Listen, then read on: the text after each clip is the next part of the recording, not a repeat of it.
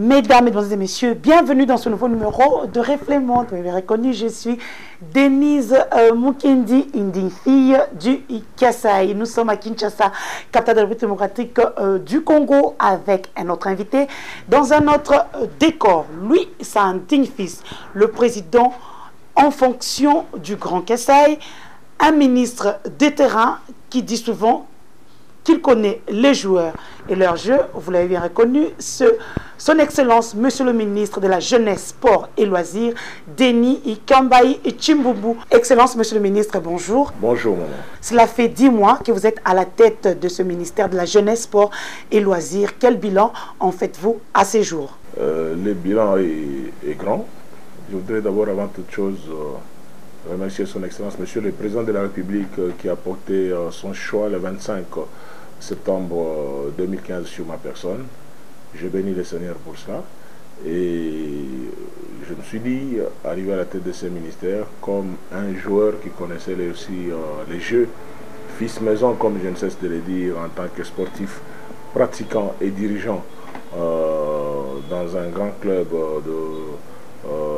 de la place, je ne pouvais qu'apporter le meilleur de moi-même. Le Seigneur nous a accompagnés pendant ces 10 mois. Nous avons eu à faire les résultats en ce qui concerne le secteur de la jeunesse. Vous savez, nous avons déjà une politique nationale de la jeunesse qui est mise en place depuis 2009. Les documents existent. Il était question que nous puissions mettre en place le comité interministériel de pilotage de cette politique, parce que c'est une politique transversale. Vous allez aujourd'hui dans le secteur de l'enseignement, l'éducation ou dans le secteur de la culture, du travail, on parle de la jeunesse. Une fois que nous aurons organisé les états généraux de la jeunesse qui vont intervenir d'ici quelques jours, à l'occasion aussi de la journée internationale de la jeunesse, donc le 12 août, je crois que nous allons répartir sur le rail en ce qui concerne le secteur de la jeunesse, comme je le disais tout à l'heure, que la politique nationale de la jeunesse existe déjà. Il y a déjà beaucoup de choses qui sont faites dans ce secteur, l'emploi des jeunes, et aussi beaucoup d'activités des jeunes que nous avons eu à réaliser à la tête de ce ministère. Dans le secteur des sports, nous avons fait beaucoup aussi. Le Seigneur nous a accompagnés, comme je crois totalement en Dieu, et convaincu en tant que chrétien protestant. Je confesse toujours ma foi partout où je passe, que le Seigneur nous a accompagnés aujourd'hui à avoir des résultats que nous avons à la tête de ce ministère dans tous les domaines, que ce soit dans le domaine de football, le rugby, le taekwondo, la boxe, l'athlétisme, le cyclisme. Nous avons eu quand même à faire beaucoup de résultats, même en ce qui concerne le kickboxing au niveau africain, que ce soit les disciplines de masse ou les disciplines collectives, les disciplines de masse ou les disciplines individuelles. Nous avons fait beaucoup de résultats. Mais le grand souvenir pendant ce mandat, c'est le CHAN. C'est le CHAN remporté au Rwanda. Nous avons vu le président de la République rwandaise remettre la coupe à notre capitaine au stade Amahoro Stadium. C'était une grande symbolique que nous ne pourrons jamais oublier durant notre mandat. Et aussi la victoire des Léopards Rugby, toujours au Rwanda, au stade Amahoro Stadium toujours, face à la sélection rwandaise. Et les exploits individuels, je crois, il y en a plusieurs que nous ne pouvons pas comptabiliser aujourd'hui. Et nous sommes en phase de faire qualifier l'équipe nationale des Léopards à la Coupe du Monde et aussi à la Coupe d'Afrique des Nations. C'est que c'est des résultats qui nous accompagnent. Dans quelques jours, nous serons à Rio pour participer à cet événement mondial des sports tout au long du mois d'août. Voilà ce que je peux dire pour une petite introduction. Merci beaucoup. On voit vraiment que vous connaissez les joueurs et leur jeu. Question de leur l'oblige. Le dialogue prôné par le chef de l'État reste incontournable en tant que Congolais. Qu'en pensez-vous? Je crois qu'à moins de faire des aventures politiques, on n'a pas de choix. On n'a pas de choix. Le dialogue reste le le passage obligé, pour l'atterrissage en douceur, pour nous les patriotes et nationalistes qui connaissons ces pays. Nous ne voudrons pas être des marionnettes, faire la politique des autres, parce qu'il y a beaucoup de gens, surtout des étrangers, et qui n'ont pas envie de voir les Congo être toujours dans sa même forme actuelle, 2 345 000 km², avec 26 provinces. Ils se disent que c'est vaste. C'est un complot d'il y a longtemps, plus de 50 ans, que ce complot continue à être ourdi contre la RDC. Mais certaines marionnettes, ici localement, je l'ai dit très bien en pesant les mots, qui ne comprennent pas cette vision, ramènent toujours des choses au niveau politique, opposition, majorité, dire oui, dire non, et tout ça, pour un rien, pour faire plaisir à leur maître à penser.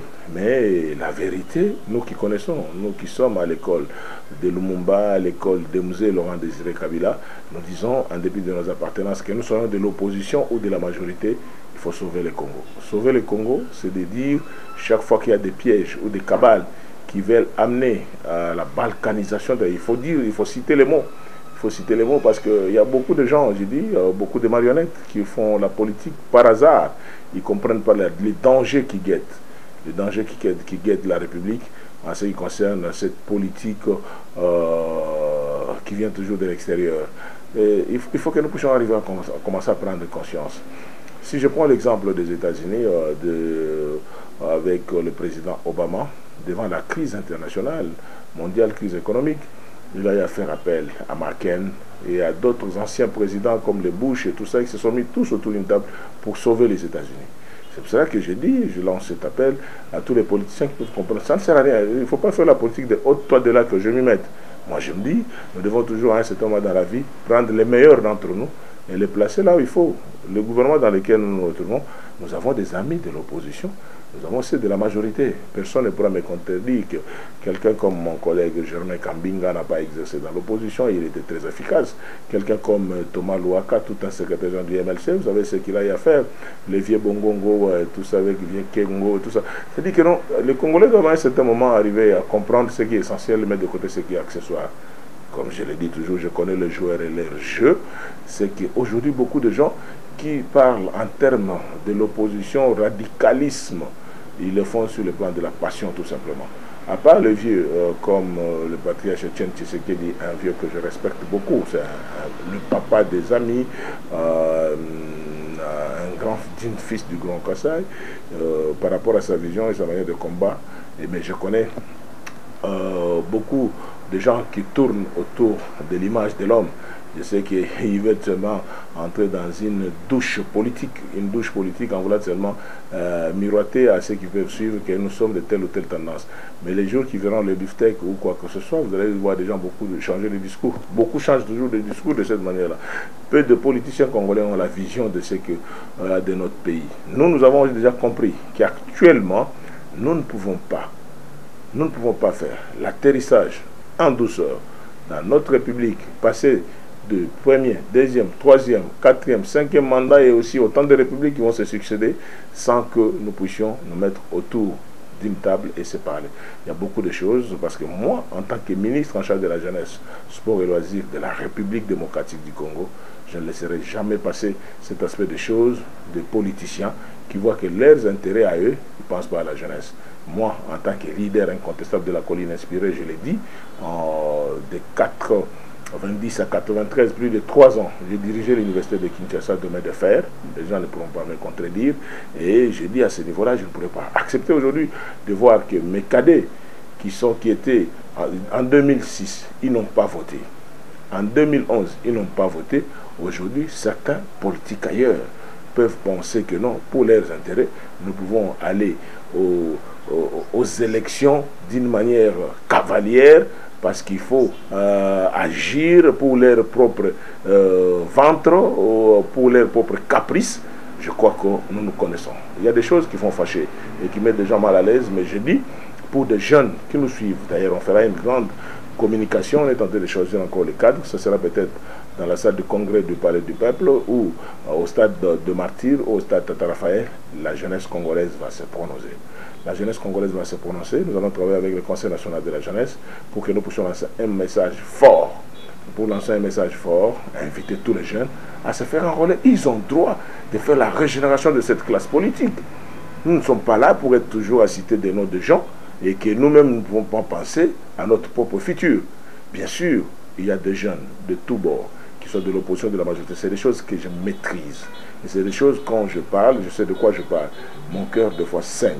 Quand je veux constater que non, il y a des gens qui parlent simplement en banalisant le fait que nous pouvons organiser des élections dans la manière reçue avec les mêmes fichiers, sans ces jeunes-là qui n'ont pas voté en 2011. Moi, je dis non.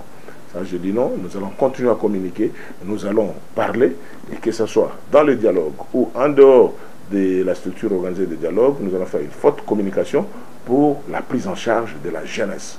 C'est pour cela que je dis, en ce qui me concerne moi personnellement en tant que politique, le dialogue reste le passage obligé pour l'atterrissage en douceur du fonctionnement des institutions de la République. Nous avons remarqué votre présence avec une forte délégation des personnes venues vous accompagner au meeting de la majorité présidentielle. Quel en était le message? Oui, il y avait 3 axes d'intervention du secrétaire général de la majorité, honorable président Obeminaku, qui est revenu sur 3 points. Je parle de 3 axes dans son intervention. Bien sûr, il a parlé en lingala, mais la profondeur de sa communication résidait d'abord comme premier concept, ou bien comme premier message, c'était notre soutien public. Nous avons voulu manifester à travers cette communication publique où un stade, en tant que ministre des Sports, c'est un stade de plus ou moins 45 000 places. Mais le débordement qu'il y a eu, je crois que c'était plus de 100 000 places, 100 000 personnes, que ce soit à l'intérieur ou à l'extérieur. Auquel cas, je posais la question si le secrétaire général de la majorité ne pouvait pas sortir du ministre des Sports, que cette activité soit faite au stade de Martyr qu'au stade Tata Raphaël. Et c'était possible, parce que nous n'avons jamais joué aucune compétition, depuis que je suis ministre, voir ce stade avoir fait ce plan-là. Sur le plan de plan, comme les Kinons ont l'habitude de le dire, je dis qu'il n'y a rien à redire en ce qui concerne cette mobilisation de la majorité, qui a suffisamment démontré que non, que ce soit à Kinshasa. La différence avec d'autres structures, c'est que la majorité mobilise et à Kinshasa et dans les provinces.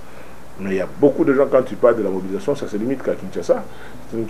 Et comme je dis que nous connaissons les visages, nous connaissons comment les choses se font. Et il y a des gens dans tel ou tel camp qui ne peuvent pas être pris d'une manière isolée, capables de remplir même une 100 personnes. On se connaît. Il y a des gens qui grande gueule, ou des gens qui parlent beaucoup, mais incapables de faire une salle individuellement, une salle de 100 personnes. Mais quand vous lui donnez un micro, il va faire croire que c'est quelqu'un qui va faire tomber ciel et terre, parce que il va dire je me cache derrière tel ou tel homme. Non. L'homme, c'est celui qui sait mesurer ses propres capacités.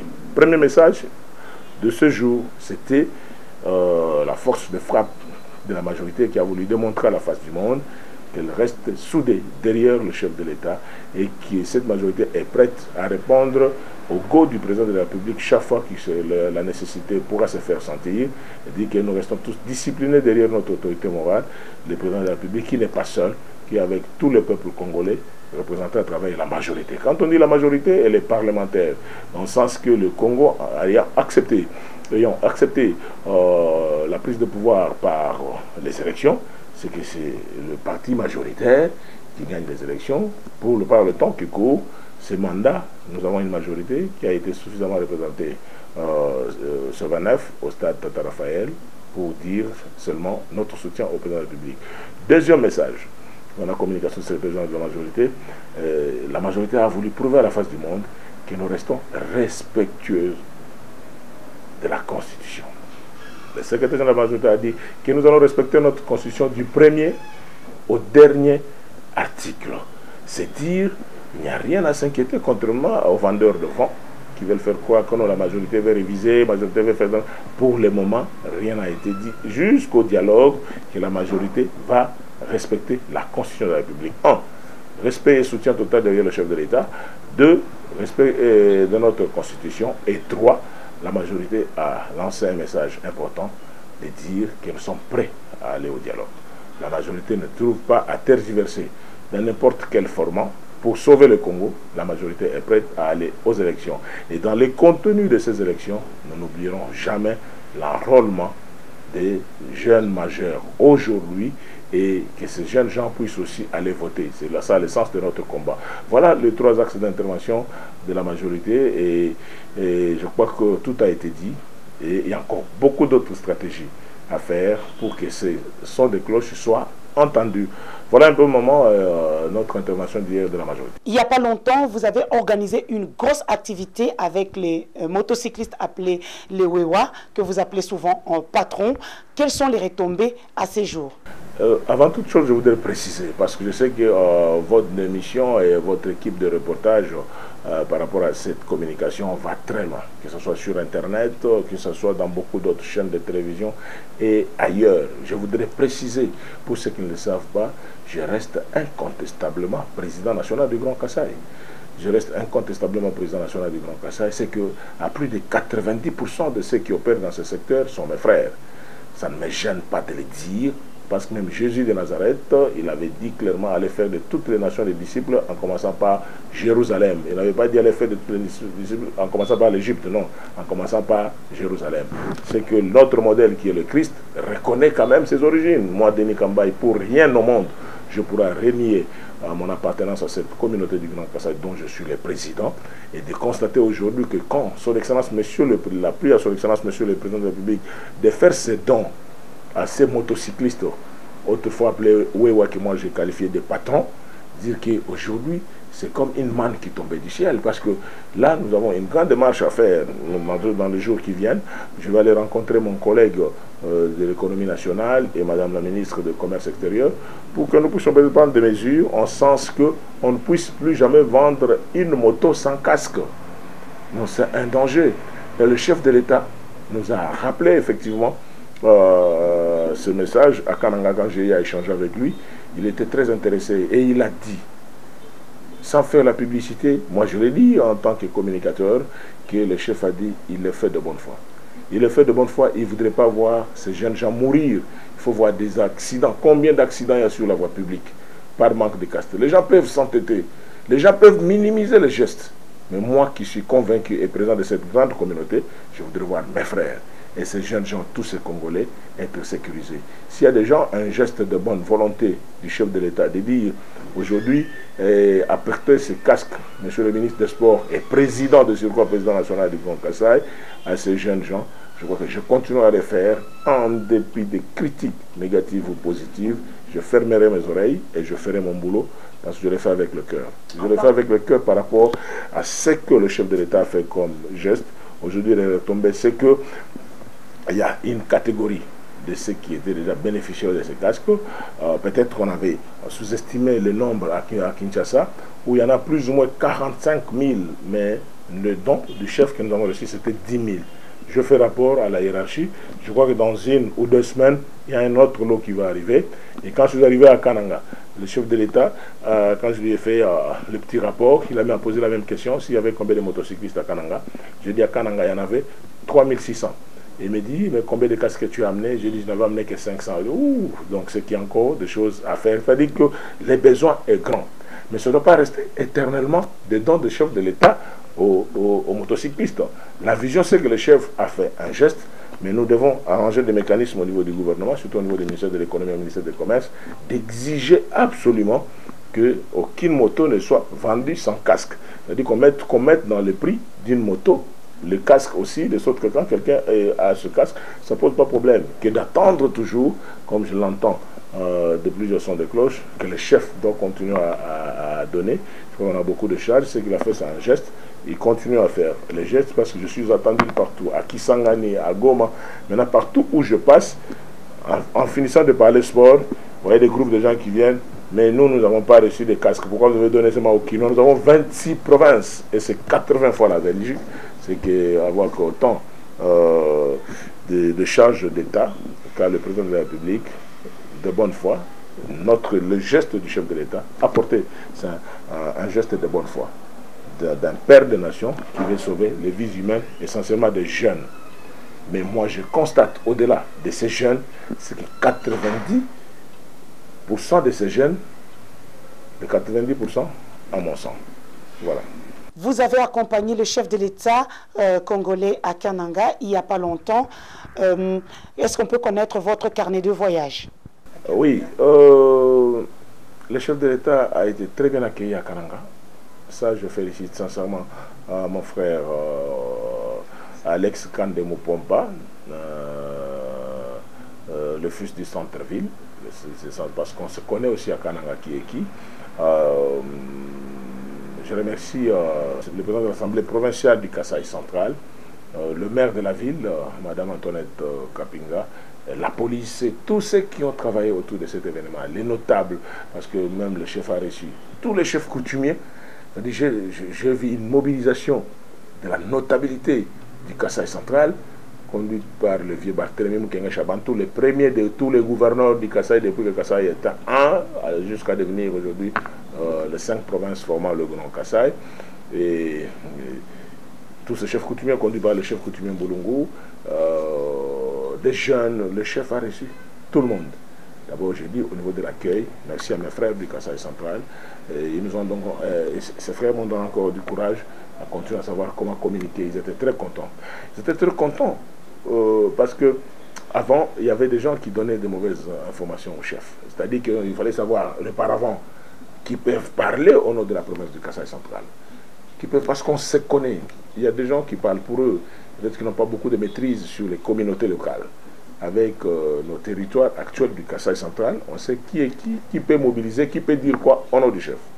Donc c'était ça, je parle au niveau de l'accueil. Et de deux, comme retombée, c'est qu'aujourd'hui, maman, si vous descendez dans votre Kananga, où mon frère Julien Piamachituka a joué pour ses frères Kanangé, après plusieurs années, JB n'est jamais plus rentré à Kananga. Et il a joué, lui-même a vu qu'on a eu le courant à Kananga.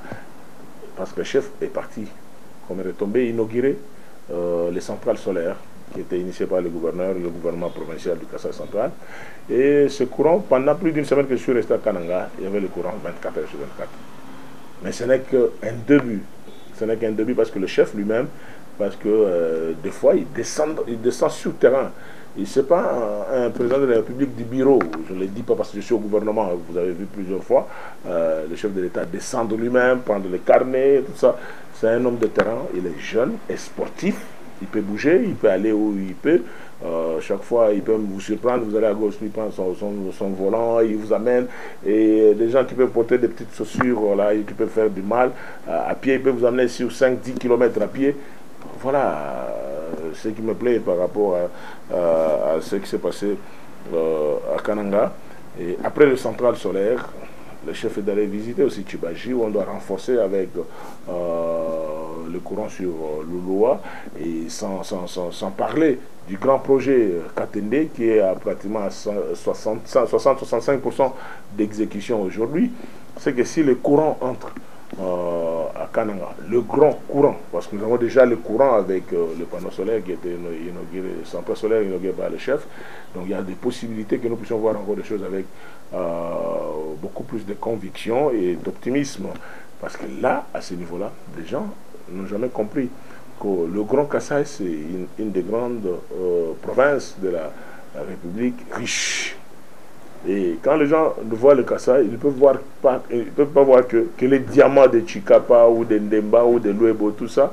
J'étais conseiller juridique au ministère des Mines. Je sais qu'à Kananga même, nous avons les chromes, nous avons le nickel et nous avons le fer. Donc il y a beaucoup de minerais que s'il y a le courant d'une manière régulière, il y a des cimenteries qui peuvent être... Donc la République démocratique du Congo, c'est une grande région d'Afrique centrale. Très, très riche. Dieu nous a bénis, il nous a donné tout. Mais ce qui nous reste maintenant en nous, Congolais, c'est cultiver le sens de l'amour. Le sens de l'amour, le sens de la patrie et le sens du partage. Nous avons une des meilleures constitutions du monde, parce que si vous allez vers les articles 58 ou 59, si ma mémoire ne me trahit pas, on parle de partage des richesses du Congo. C'est-à-dire que nous, équitablement, il n'y a que ça. Si nous pouvons mettre tous ensemble, dans la même casserole, qui peut prendre un morceau du monde, nous n'avons pas besoin de suivre des sirènes ou des indications qui viendront d'ailleurs. C'est-à-dire que par nous-mêmes, par l'amour de la patrie, nous sommes capables de faire beaucoup de choses. Revenons sur Kananga après. On va parler de courant électrique après l'accueil du chef de l'État. Il a lancé aussi les transports. Il y a un phénomène qui se passe là-bas avec tes frères au niveau de Kananga. C'est-à-dire qu'il y a plus de 40 ans. Peut-être les années peuvent s'échapper, mais ça fait longtemps qu'ils pouvaient s'imaginer que quelqu'un pouvait aussi monter dans un bus et quitter l'aéroport dans un bus luxueux jusqu'à Katoka ou Andesha. Non, non, parce que la maladie de moto était déjà... Vous voyez quelqu'un en costume cravate avec sa grande radio Cognon ici, avec une diplomate ici, et sur une moto, quelle résistance jusqu'à destination. Vous allez voir quelqu'un sur la moto avec une femme transportant peut-être la batterie et l'homme avec sa radio, et on fait de longues distances comme ça. Maintenant, le chef a lancé cette société de transport de bons bus de l'X à Kananga, petit à petit, mais quand j'étais là, j'avais observé que les gens n'étaient pas encore habitués. Donc c'est le mirage. Ils préfèrent regarder le bus, tirer les photos, que monter dans le bus. Donc il faut que la presse continue à beaucoup travailler. Mais je sais, comme on dit chez nous, c'est-à-dire que pendant la période de la saison de pluie, qui va monter sur la moto. Donc là, je crois que le gouverneur Alex va se tranquilliser, on va continuer à sensibiliser. Nous avons aujourd'hui des bus à Kananga. Et Kananga, n'en parlons pas, c'est une grande ville très bien au centre de la RDC, au cœur. C'est une ville symbolique sur plusieurs principes, ou d'autres secrets que nous ne pouvons pas dévoiler ici devant le micro. Je crois qu'il y a espoir. Il y a espoir par rapport aux retombées de la tournée de son Excellence, Monsieur le Président de la République, qui a même promis d'y revenir encore à Kananga, parce que nous avons beaucoup de chantiers, beaucoup d'activités, notamment les infrastructures sportives que nous devons construire à Kananga. Il a donné des instructions fermes au gouverneur de la province du Kasaï central. Voilà, beaucoup de choses ont été faites. S'il faut refaire, je crois que si on a encore un peu de temps pendant notre mandat, nous allons encore rentrer à Kananga. Une très belle ville. Il paraît que tout vous réussit depuis que vous êtes à la tête de ce ministère. Quel est votre secret? Grâce à Dieu. Grâce à Dieu, moi-même, je ne sais pas comment le calculer. Je ne sais pas le calculer, mais je suis un homme de conviction. Je suis un homme de conviction et je fais un effort de rester un ministre normal. Comme François Hollande l'avait dit que c'était un président normal, je préfère rester un ministre normal. C'est pour cela que je n'ai pas vraiment de barrières dans mon entourage. Je n'ai pas de barrières, je fréquente tout le monde, les plus petits aux plus grands. Je sais entrer, comme Jésus le disait par rapport à la prêche ou la prédication, que j'entre dans toutes les maisons, dans des maisons de fous, dans des maisons des hommes normaux, partout où il y a la jeunesse, là où il y a les sportifs, je crois.